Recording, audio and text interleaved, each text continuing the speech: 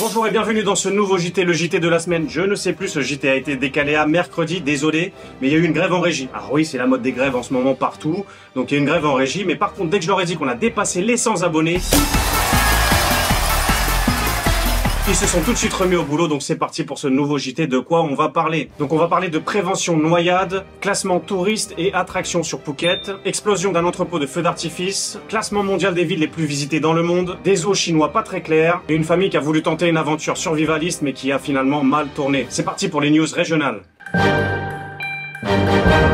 Alors alerte rouge, noyade sur Phuket, 5 décès en une semaine, donc 3 Indiens et un Sénégalais à la plage de Karon, un Thaïlandais sur la plage de Talang et le tout dernier russe sur la plage de Surin. Ils se retrouvent la plupart du temps piégés par les courants malgré la signalisation des drapeaux rouges sur les plages. La tentation de se baigner est forte et certains y vont quand même. Alors il est toujours important de surveiller s'il y a des gardes-côtes sur la plage et bien souvent ils vous délimitent une zone dans laquelle vous pouvez éventuellement vous baigner et où ils surveillent et aussi là où les courants sont les moins forts. Alors c'est un petit peu traite parce que des fois on voit pas forcément de grosses vagues mais c'est en dessous que le courant vous tire et vous emmène vers le large. Et c'est comme ça que les personnes non expérimentées ainsi que les bons nageurs se retrouvent piégés et emmenés et ensuite s'épuisent vite et ils décèdent. Alors vu la situation en ce moment, faisons un petit quiz prévention. Si vous deviez choisir un espace pour nager, lequel choisiriez-vous? Petit A, petit B, petit C?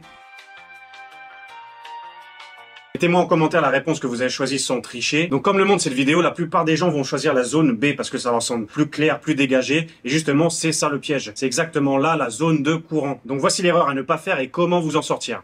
Il ne faut surtout pas rester au milieu et tenter de vaincre le courant. Il faut vous laisser emporter un petit peu plus loin par le large, sans paniquer en économisant votre énergie, pour partir ensuite sur les côtés et revenir calmement avec l'aide des vagues sur la terre ferme. Alors c'est sûr que quand on questionne les gens sur leur peur au niveau de la mer, les premières peurs qui vont revenir, ça va être la peur du requin ou la peur des méduses, mais qui finalement tuent infiniment moins que ces fameux courants, qui font malheureusement des dizaines de morts chaque année. Ah oui, on a déjà un appel? Non, me dites pas encore que c'est... Ouais, allô, bonjour, bonsoir. Ah ok, rebelote, oui, quoi? Ouais, tu nous parles de courant et de noyer, là. Mais je sais pas si toi t'es au courant que t'es en train de te noyer avec ton JT qui sort que mercredi. C'est quoi ça pour un bazar? Ah bah quoi, je vous ai manqué ou quoi? Ah,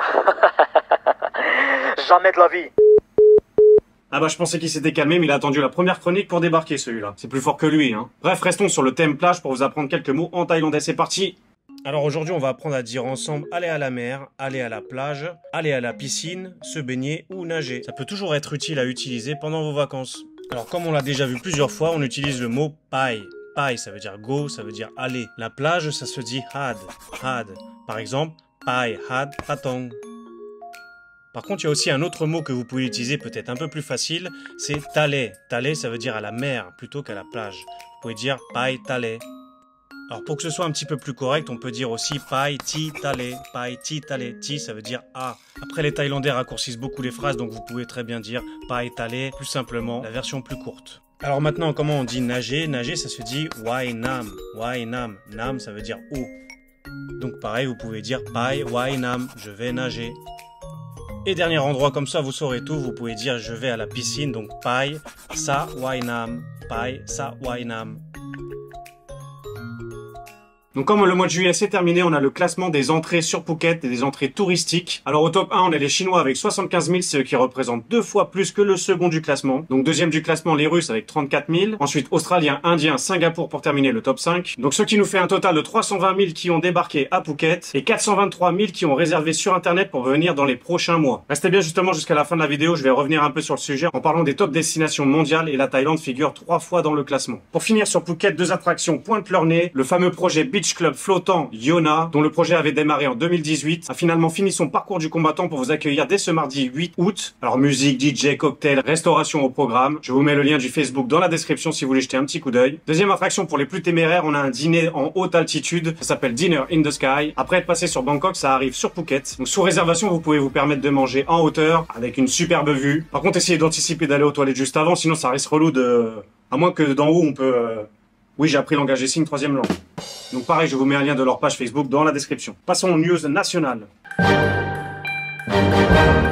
News nationale, alors explosion d'un entrepôt de feux d'artifice dans la ville de Narathiwat. Accident, 12 morts, 121 blessés, impacté de nombreuses maisons comme on peut le voir sur les images. On estime à environ à peu près 500 maisons endommagées. Le lendemain, une tonne supplémentaire a été trouvée dans un autre entrepôt à 150 mètres du lieu, ce qui inquiétait davantage la population. Alors ces entrepôts étaient des entrepôts illégaux et aux dernières news, les propriétaires auraient fui la Thaïlande en passant par la Malaisie. On sent qu'ils n'ont pas vraiment envie d'assumer leurs responsabilités. Alors en Thaïlande, les feux d'artifice sont très présents, notamment utilisés pour les Nouvel An. Et pour info, par exemple, cette année, en fin d'année, le 24 et le 25 novembre, se tiendra un festival international des feux d'artifice à Pattaya. Alors spectacle impressionnant de différents feux d'artifice du monde entier. Vous pourrez également profiter de défilés, de danses traditionnelles et de nombreuses expositions pendant ce festival. Deuxième news, Bangkok bat Paris au classement des villes les plus visitées au monde 2022-2023 avec 22,78 millions de visiteurs contre 19,10 millions pour Paris. Vous pouvez ensuite voir le reste du classement. Bravo encore pour la Thaïlande car c'est le seul pays qui a 3 villes dans ce classement. En rajoutant Phuket 14e et Pattaya 15e avec chacun environ à peu près 9 à 10 millions de visiteurs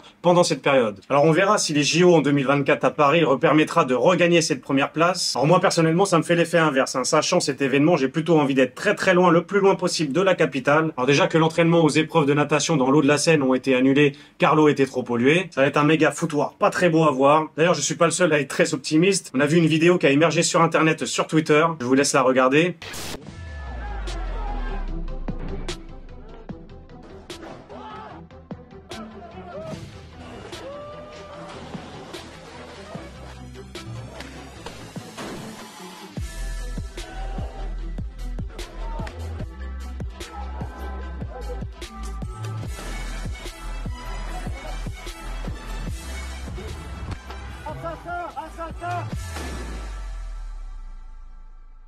Ouais, il y a du sport. Donc ça a été posté sur Twitter en usurpant le nom d'un média connu, New York Insider. Donc c'était pas New York Insider, c'était un média qui a usurpé le nom en changeant juste une petite lettre pour faire l'illusion. Après, qui sait, c'est peut-être quand même quelqu'un de leur team qui a voulu faire un coup de com pour faire de la pub sur leur site. Parfois, pour avoir une idée du coup pop, faut toujours voir à qui ça profite. Donc rendez-vous en 2024. Un zoo chinois est accusé d'avoir mis des hommes dans des costumes d'animaux pour amuser la galerie. Cette vidéo est devenue rapidement virale car on voit un ours se tenant debout sur ses pattes. Alors finalement c'était une fausse accusation car c'était un vrai ours, malheureusement. Alors je dis pas malheureusement pour la réputation de ces prisons qu'on appelle zoos, mais malheureusement pour cette vraie bête qui s'appelle le sun bear ou en français ours malais, la plus petite des espèces d'ours existantes, une moyenne de 70 cm et 65 kg qu'on retrouve principalement en Asie du Sud-Est, y compris la Thaïlande, qui a la capacité de se tenir aisément sur ses deux pattes car c'est un ours arboricole qui grimpe souvent dans les arbres pour y dormir en sécurité. Moi j'aurais préféré que ce soit une vraie news, qu'on maltraite plutôt des humains en surpopulation plutôt qu'une espèce en disparition. Et là t'as toujours un gros ignorant qui va intervenir et qui va te dire non mais les zoos sont faits pour protéger les espèces pour qu'on puisse les réinjecter dans la nature après.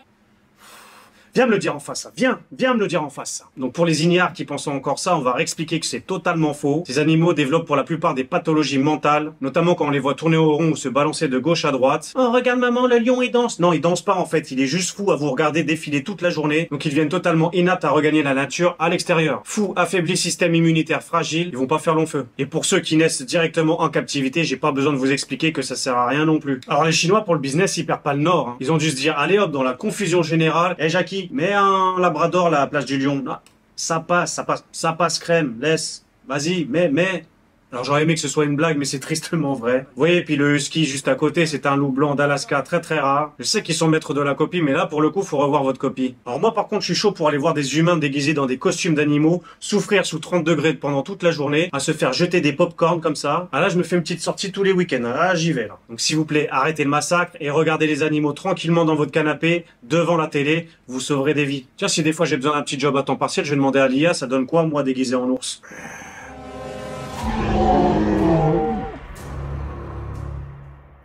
Ah ouais, non, je laisse ça pour les autres. Deuxième news internationale, le corps de 2 femmes ainsi qu'un enfant de 14 ans ont été retrouvés dans la forêt de Gunnison, aux États-Unis. Après avoir regardé des centaines de vidéos de survie sur YouTube, la famille avait décidé de vivre en autarcie, loin de la société actuelle. Seulement quelques jours après, leur corps a été retrouvé dans la nature, autour d'une tente et des boîtes de conserve. Alors condoléances pour eux, mais une boîte et des conserves, moi j'appelle plus vraiment ça de la survie, j'appelle plutôt ça un pique-nique qui a mal tourné. Bah ouais les gars, la jungle c'est pas des lol, Chaque espèce végétale ou animale sont là éventuellement pour vous tuer. La moindre petite infection et c'est le toboggan pour l'enfer. Je sais bien bien qu'on a tous regardé des reportages avec Mike Horn ou Bear Grylls, ça donne envie, mais bon, même Bear Grylls à l'époque nous bernait un petit peu avec ses mises en scène, comme ces chevaux Mustang qui faisaient croire qu'il avait découvert dans la nature de façon sauvage. C'était en fait des chevaux qu'il avait loués au ranch juste à côté. Ou alors cette zone volcanique où on voit de la fumée et il y aurait des gaz sulfuriques très dangereux. Manque de peau, les gaz sulfuriques, c'est transparent. Donc ils ont installé des machines à fumer et du charbon qu'ils ont fait brûler pour donner cette immersion. Ou encore cette fissure immense qu'il faut faire très attention avant de traverser, alors qu'en fait 5 mètres un peu plus loin, il suffit juste de passer à côté. Bon, soyons pas trop naïfs, on lui en veut pas, ça faisait du bon contenu et il y avait toujours des bons conseils. Mais bon, c'est pour vous dire doucement avant de tout croire ce qui se passe à la télé ou sur YouTube, qui vous dit même que je suis réel, moi, et que je suis pas une intelligence artificielle. Non, je vous rassure, mon intelligence est bien réelle. Oui, bon, ça va, je peux me la péter, monsieur H est déjà intervenu, je ne risque plus rien.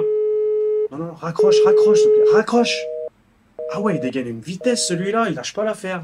Terminons vite ce JT avant qu'il redébarque. Alors avec notre taux qui est à 38,37, ça remonte un petit peu après avoir descendu. La météo de ces derniers jours sur Phuket, c'est toujours un petit peu mitigé, quelques averses ou des fois des pluies pendant la nuit, mais il y a aussi entre deux des belles éclaircies, avec toujours une moyenne de 30 degrés, donc toujours assez chaud. C'est tout pour ce JT, on se retrouve très bientôt. Alors abonnez-vous, mettez la petite cloche pour savoir quand je reposte la nouvelle vidéo. J'essaie de reprendre le rythme normal, donc restez branchés, connectés, commentez. On n'oublie pas les réseaux sociaux, et je vous dis à très bientôt car l'info n'attend pas, enfin on m'attend un petit peu des fois. Allez, ciao!